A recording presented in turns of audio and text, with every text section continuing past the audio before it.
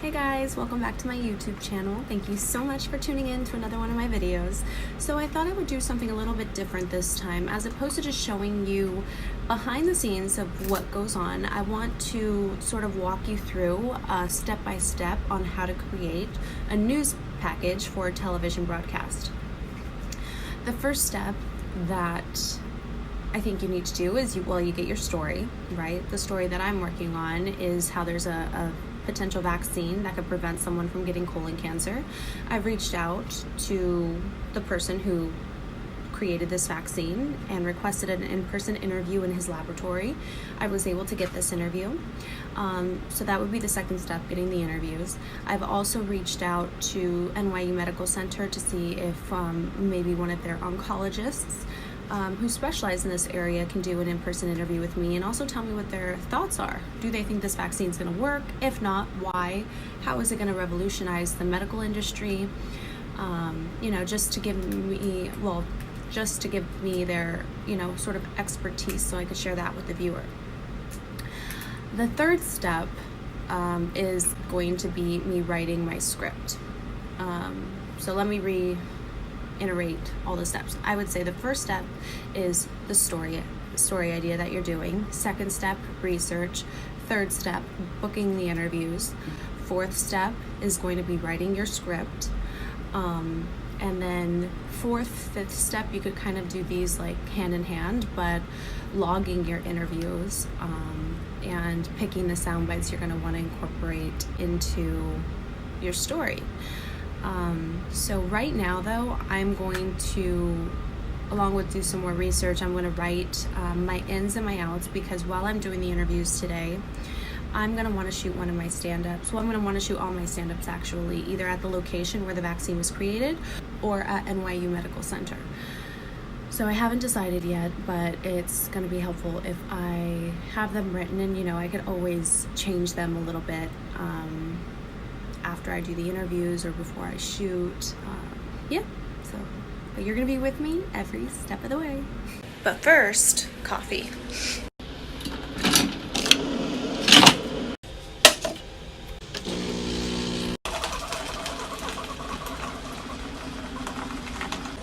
Now we can get started.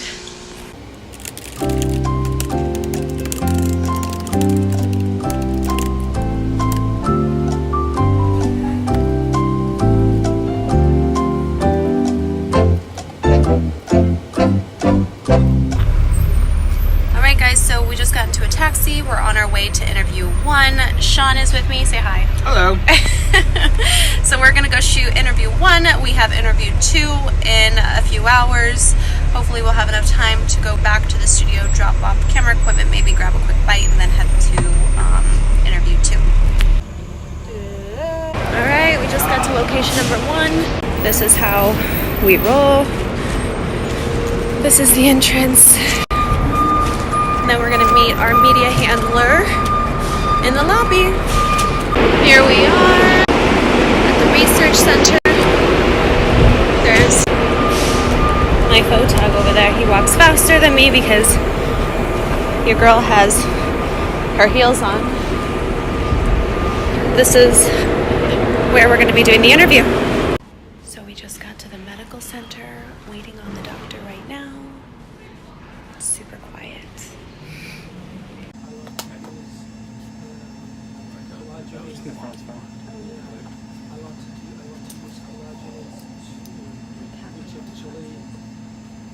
Digests the whole cell, the whole tissue, releases more cells. So I will use more just to Yeah, because I'm just thinking if I talk over him or something, and I have to use my audio, I want to be able to hear this. This is perfect. Yeah, no, thank you so much for doing the interview. I want to remove that because it's not very clean, and I'm like, okay, no questions asked. Your mic's on, Sean? Testing, 1, 2, 3, testing.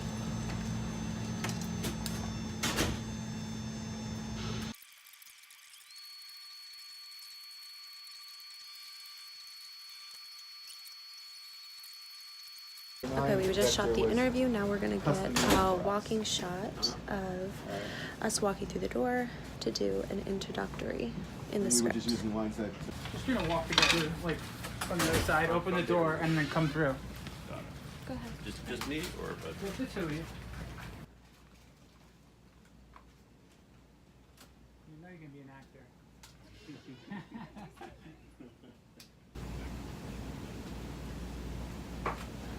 we have people from Heidelberg, Germany, at the EPMZ Institute.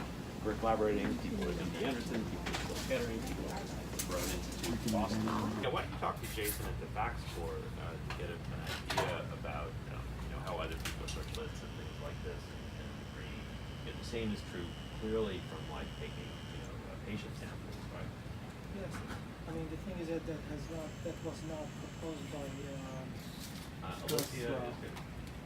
Alicia at the core. Alicia at the core. So yeah. Jason and they were getting primary colon cancer from IPM, or primary cancers in general, including colon cancers from IPM, and we're doing single cell on this now. So We can get their contacts. Can you take that back out and put it back in that spot? If you can. Back in the. Exactly the same spot. Go ahead. When you vortex. Vortex it. Just what we're talking about. No, that's fine. Then it, Better for separation. yeah. So it enables the less dense cells or particles to just float on top, and the rest will be the cells, blood cells, will be the denser. So let me find out again from who in IPM is doing this. Maybe would you mind emailing Alicia and just asking who else is doing single cell? Ari.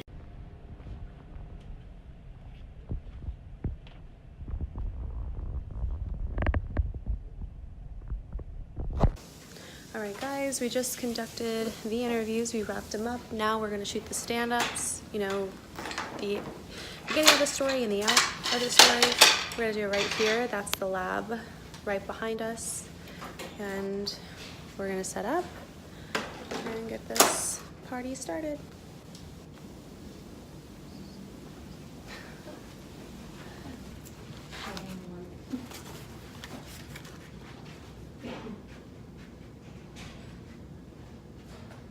An experimental preventative those at risk of getting colon cancer. Hold on. 3, 2, 1.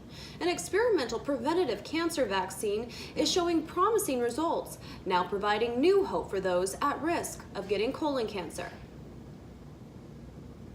Good? Yeah. All right. How does it look though, the shot? 3, 2, 1. Now, although the vaccine testing is still in its early stages, the potential could be life-saving. Now, the researchers hope that in time the vaccine will be available over the counter for those who need it. And although the testing is still in its early stages, the vaccine has the potential to be life-saving. All right, guys, interview numero uno. Done. We are done. We literally have about an hour and a half until our second interview. So we are gonna run to the studio quick. We're gonna maybe grab some food, and then we're gonna head to interview number 2. Now to interview number 2, loading up the equipment. We have to be there in 10 minutes, which is lucky. They're close by, but here we go. All right, we just got here, interview number 2, NYU Langone Cancer Center, one of them. We're walking in, gonna interview one of the oncologists, and we'll get behind the scenes. Here we are, my photog right here, we're gonna walk in. Okay, so looking at this research, what was your initial reaction? So this is very promising research. I think it's a challenging area, this whole area of cancer vaccines. There have been multiple attempts, and it's a really tough nut to crack. And this was really a novel approach to address it, and I think they had some really promising results. I do think it requires more research. Obviously, it's in the early stages of testing, and they've only tested it on mice. Correct. So I think the principle is a great principle. before you actually give this vaccine, and then you have to show that the same model can work for people.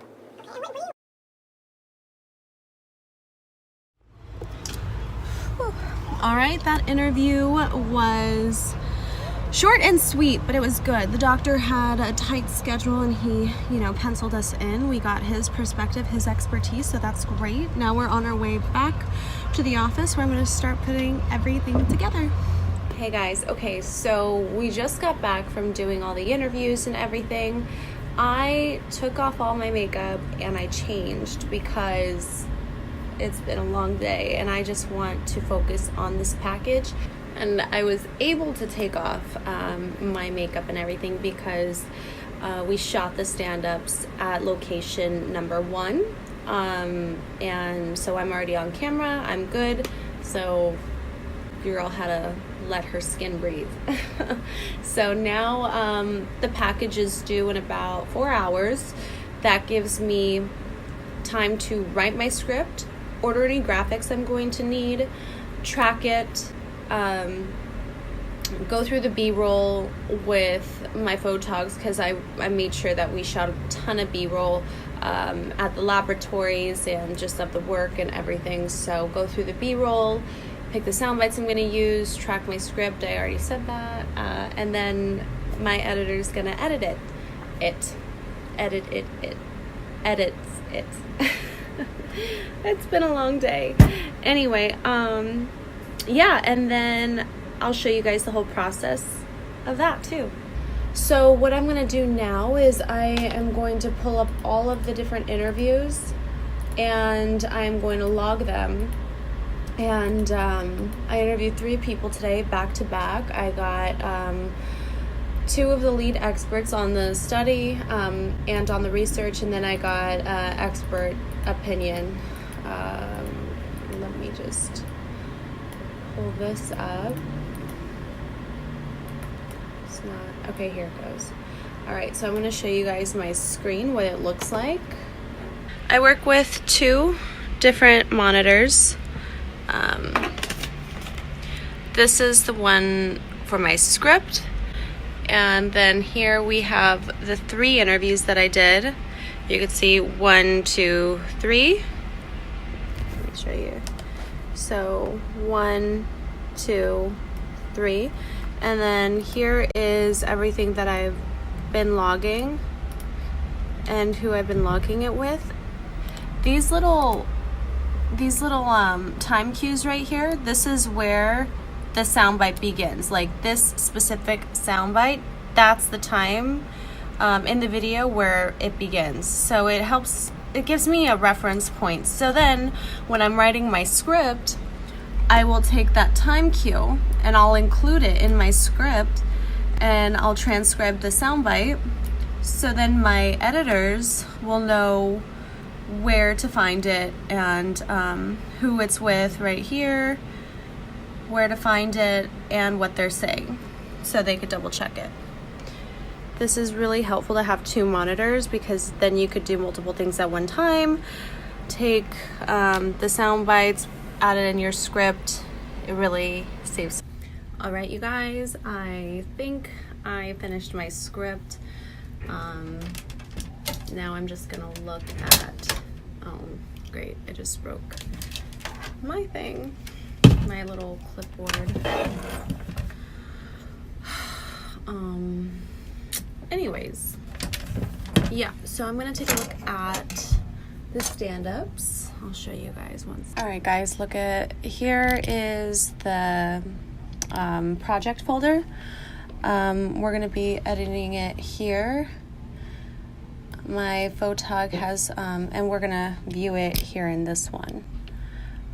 So right now, my photog has laid everything on the timeline. This area right here is called the timeline, and the whole thing is called the sequence. Right here, that is all the clips that we're gonna be using. So I'm gonna scrub through it. This is the interview. This is the interview that I did. You can view it there. See, there's the doctor. And then the second bit is the second interview that I did with the second doctor at NYU. And then here's the walk that I showed you guys earlier that we were doing for the introductory shot. And I'm going to say something like, Dr. Stephen Lipkin. Oh, it's really loud. But anyways, I'm going to introduce him. And this building cost $600 right million. here. So this is a B-roll shot of us as I introduce him.